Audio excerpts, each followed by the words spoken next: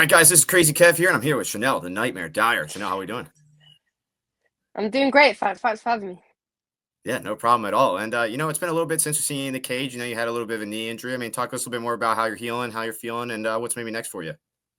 Yeah, so my knee is basically fine now. I've been training like since the beginning of January non-stop. I went to Thailand for a month, trained in Bangtao, trained non-stop in Bangtao, learnt so much. So it's pretty much fully healed now. Obviously, I had the injury in November, took kind of December off, still trained a little bit, but yeah, it's perfect now. All eyes onto 2025. I should have an amazing year this year. Yeah, and we're looking forward to that amazing year, 100%. And speaking about that, I mean, when can we maybe see you back in the cage? Do you have any information on that yet? Next 3 months, I would say next 3 months I'll be in the cage. PFL Europe, back on PFL Europe, big stage. Gonna have even bigger performances. Yeah, no, definitely. And with that fight, obviously you suffered an injury and you had to pull out. Would you like to face Paulina again, or are you looking to maybe move past that matchup?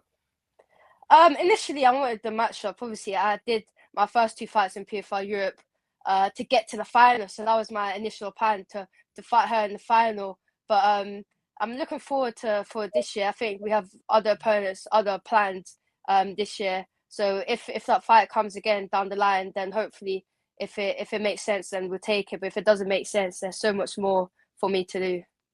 Yeah, no, 100%. I definitely hear you when it comes to that. And obviously you signed with the PFL when you were only 2-0 in professional. Yeah. Can you talk us a little bit more about what the emotions were kind of like getting signed so early in your MMA career?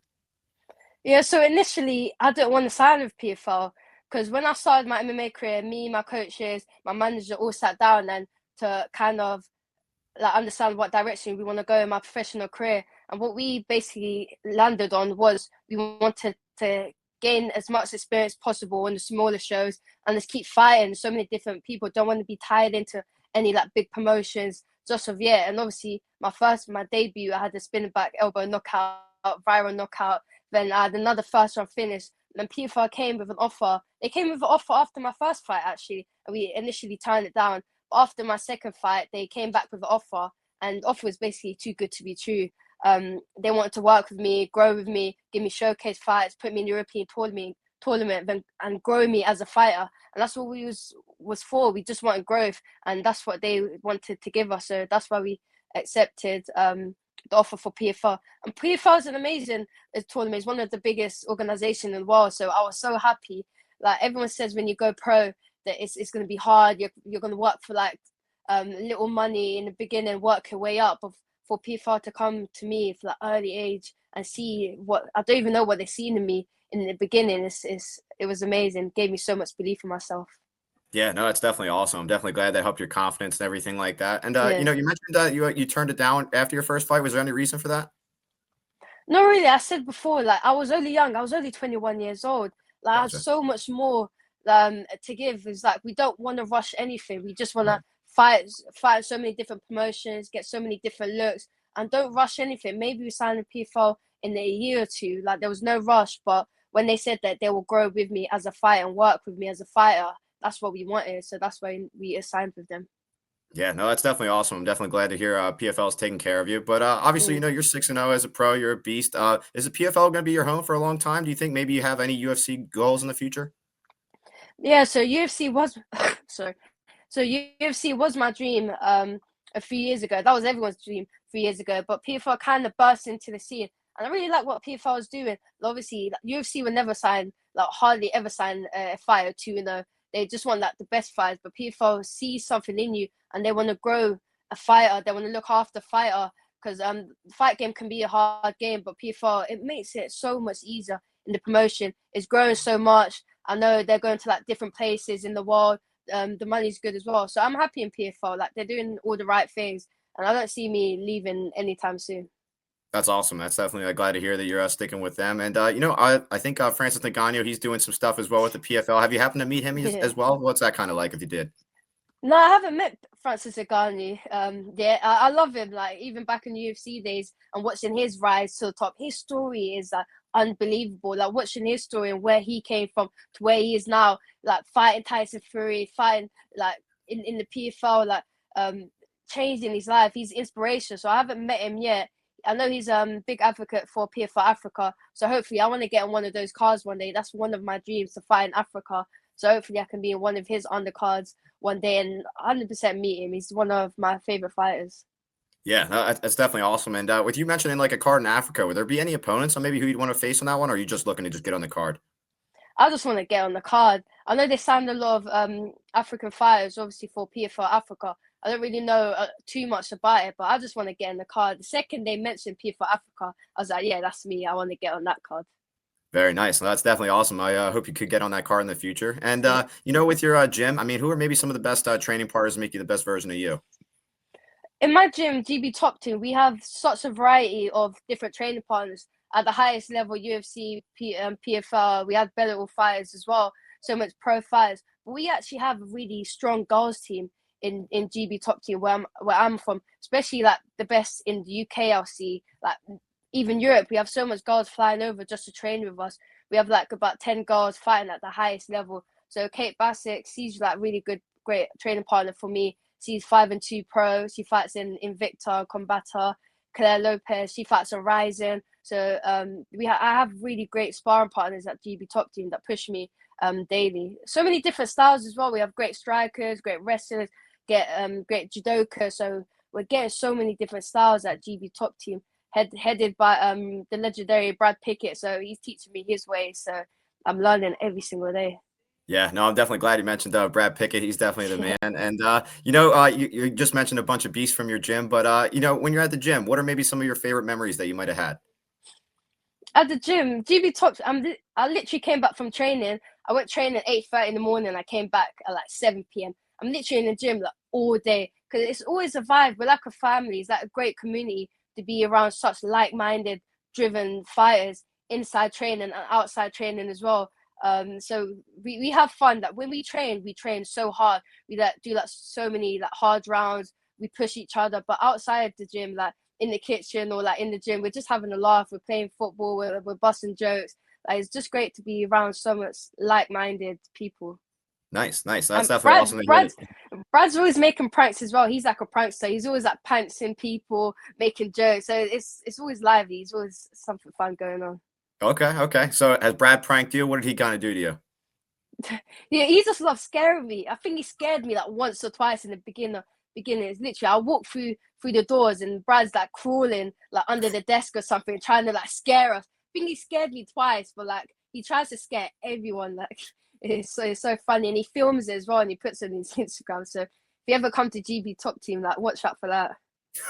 Fair enough. That definitely makes sense. And you mentioned you like to play a little bit of football and stuff with people from your gym. Who's some of the best Yeah. players with football? Me and Barry, my boxer, because he's a great goalkeeper as well. He thinks that I'm a rubbish goalkeeper, but then he just cheats all the time. Fair enough.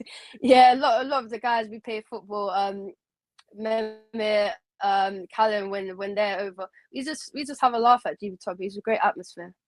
Yeah, that's definitely awesome to hear that you have a great atmosphere for sure. And you mentioned you have a bunch of Muay Thai fights, like over 100. I mean, talk us a Yeah. little bit more about some of your favorite memories with Muay Thai.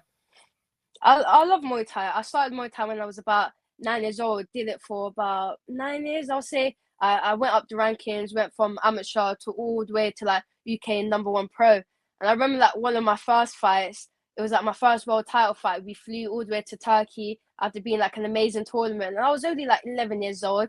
It was my first time in the plane. It was like my first time abroad on a holiday. And me and my dad went, and I ended up winning the world championship. And that kind of solidified me. That was like one of my best days of my life. I was so happy when I won that title, and then it solidified me that I could actually be the best in the world. Yeah, so I went to Turkey when I was like 11.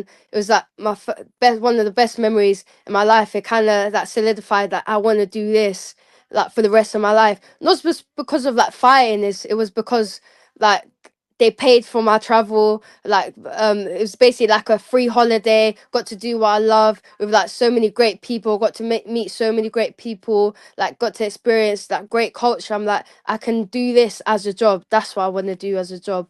Muay Thai is such a beautiful sport. I loved it when I was younger, and I still love it. Like if it paid, I would have been a professional Muay Thai fighter, but unfortunately, it didn't pay at the time. Yeah, no, I definitely agree with you. I wish there was more bigger Muay Thai leagues. I know Yeah. one championship's kind of doing their thing, but hopefully more kind of take off in the future for sure. Yeah, now one championship is gone really good now. I went to the event in Bangkok last weekend, and it was so amazing. It was so packed. It reminded me of like a UFC event, like to see the how Muay Thai evolved from years ago to now is just it's incredible.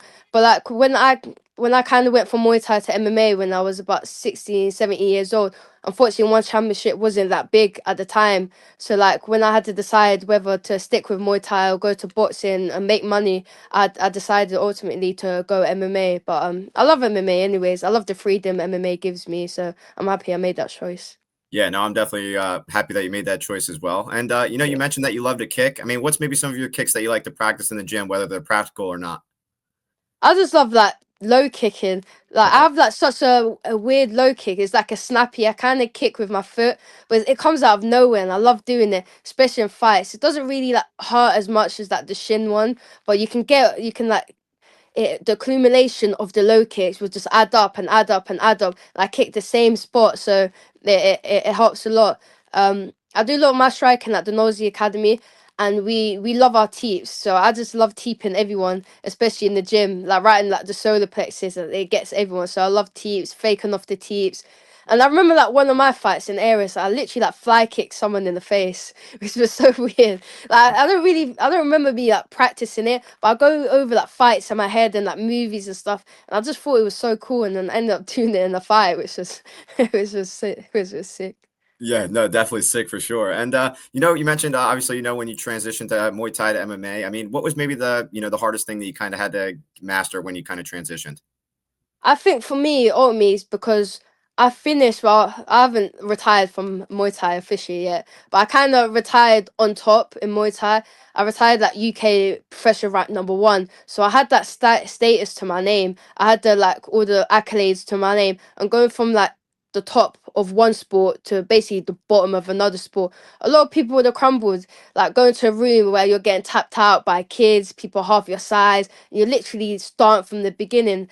Like it was so easy for me to be like, okay, let me just stick with Muay Thai, what I know best. But I had to kind of humble myself and be like, okay, I'm starting from scratch. I'm bad at this, and but I need to get good at this. So I had to grapple a lot. I had to like I did like Muay Thai once a week, and I grappled like 7 times a week just to get my grappling up to par. Grappled a lot, did a lot of wrestling. Got beat up so much, done like jiu-jitsu comps, lost jiu-jitsu comps. But I had to humble myself to I know that if I just banged out jiu-jitsu and grappling, then it'll be on par with my striking, and I'll be like the best fighter in the world, which I am now. Yeah, no, I definitely believe you're one of the best out there for sure. And another thing I was curious about, obviously you're a beast and whatnot in the cage, but what do you typically like to do outside the cage when you're not in there fighting and training? Sleep. All I do is sleep. I wish. No, I'm a huge nerd at heart. Like I go home, I literally just read manga, watch anime. I love anime. I've been like an anime nerd from like young. I remember when I was younger, I was like, all I want to be in life was like a real life anime character, which I kind of am now. Like I remember like one scene, this guy like. I was talking about when I fly kicked the girl in the face in my fight. I was literally going over like anime scenes in my head, and I thought that was cool, so that's what I done in my fight. So literally like living my dream. Yeah, I just bang out anime. I love drawing as well. I love hanging out with my friends. Just yeah, love it. That's awesome. That's definitely some cool stuff. And with anime, if you're new to anime and you're trying to get into it, what's maybe a good anime to start off and watch? You should watch One Piece. There's only 1,200 episodes. I was gonna say, yeah, it's definitely a long one. Yeah. No, I'm joking. No, start off small. Start off with Attack on Titan is a really good one. Short one, is really good. Death Note, is a really good show as well. Naruto was my first like proper anime, and that really like got me. That was basically my childhood. So Naruto is a really really good one. If anyone wants to start off on anime, but you just need to find your niche. Like a lot of people see anime and they go to like one show and it's not for them. But there's literally like millions of different anime. You just need to find your niche and what you like, and they have a genre for that. So find that, and then you'll definitely get into it. Very nice. Yeah, that's definitely some good advice for sure. And you mentioned that you like to draw. What's maybe some of your favorite things you like to draw? I literally just draw manga. I draw manga and like characters, whatever comes to my mind. I like sketch and I draw manga. I remember like back in school, I did art for like one of my GCSEs. We do GCSEs here, and then I remember I got kicked out of art because all I would draw was manga. He was like, you can't just draw manga, and all I wanted to draw was manga. That's hilarious. That's definitely awesome. Good stuff there. And one thing about me is I'm a Taekwondo instructor. I've been teaching for Yeah. about 6 years now, and I got a lot of guys at my gym. What advice would you give to them to keep on coming into the gym and to get better and better every class?